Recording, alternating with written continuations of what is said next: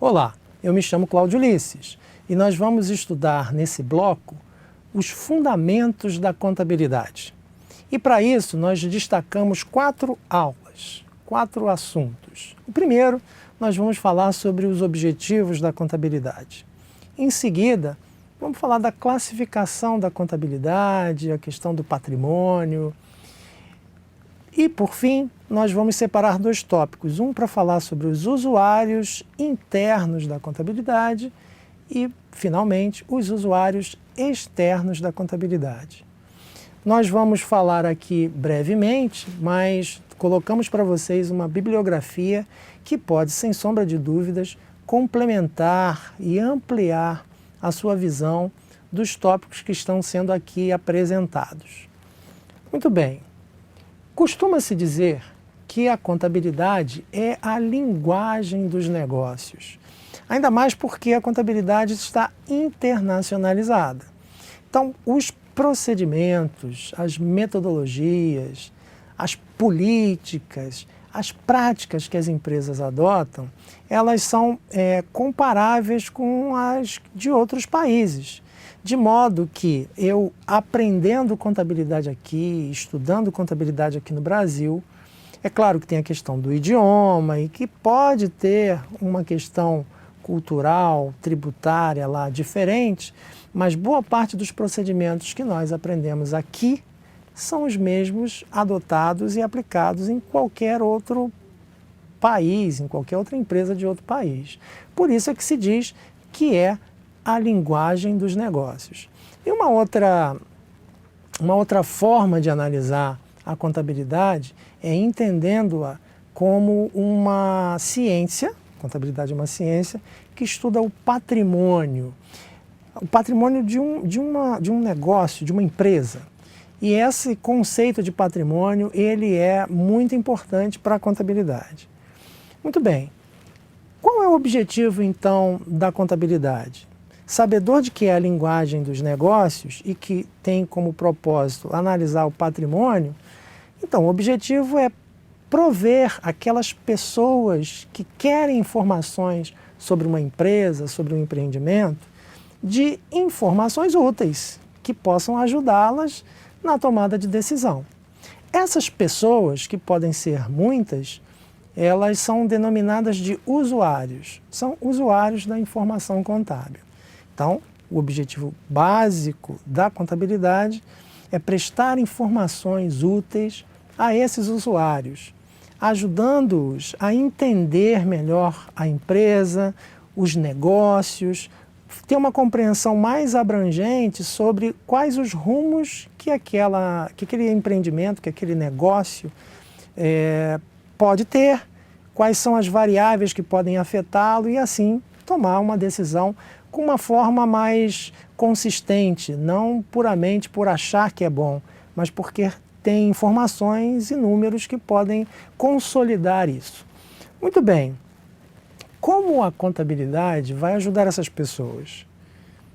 Como é que eu vou prestar esse tipo de informação? A melhor maneira é por meio de relatórios demonstrativos. É claro que não dá para abarcar todas as situações que a empresa realiza durante um ano. Mas dá para fazer de forma sucinta e bem objetiva o resultado que ela empreendeu, o resultado que ela alcançou, as coisas que ela comprou, vendeu, os resultados dos negócios. Bom, a melhor maneira de fazer isso é por relatório, mas eu vou precisar de texto complementar, porque muitas vezes o número é insuficiente para explicar o resultado dessas atividades. Por isso, a contabilidade se utilizará de planilhas, de análises, de relatórios, de pareceres, quadros, tabelas, tudo que for importante, tudo que for necessário para que ela mostre de forma clara e de forma bem didática quais foram os resultados alcançados pela empresa. Bom, nesse sentido, é importante frisar algumas preocupações que as empresas têm e que o trabalho do profissional de contabilidade vai ajudar a ter uma compreensão melhor sobre isso. A primeira dessas preocupações de qualquer gestor, de qualquer empresa, diz respeito às atividades de curto prazo, aquelas coisas que acontecem no dia a dia, na rotina. Como fazer para que as coisas funcionem? Não existe coisa pior do que um cliente chegar numa loja e não ter o produto que ele quer. Não é também interessante que um processo de fabricação fique interrompido porque faltou algum material, faltou algum insumo. Os trabalhadores estão ali, mas estão parados por conta de um problema como esse.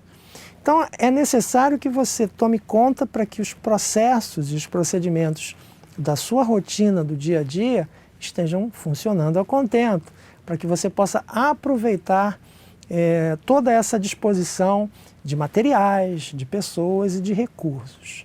Muito bem, mas não somente de atividades de curto prazo é que se deve preocupar. Afinal de contas, a empresa vai durar por um tempo indeterminado.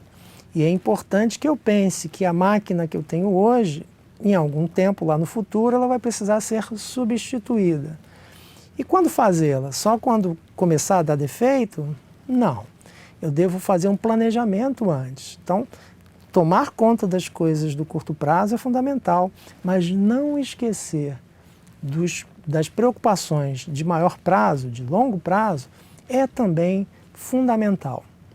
Bom, mas seja como for, seja a gestão dos recursos no curto prazo ou a gestão dos recursos no longo prazo, é preciso saber de onde virão os recursos, quem vai financiar essas operações. E, portanto, uma terceira preocupação dos gestores diz respeito à gestão do que se chama estrutura do capital.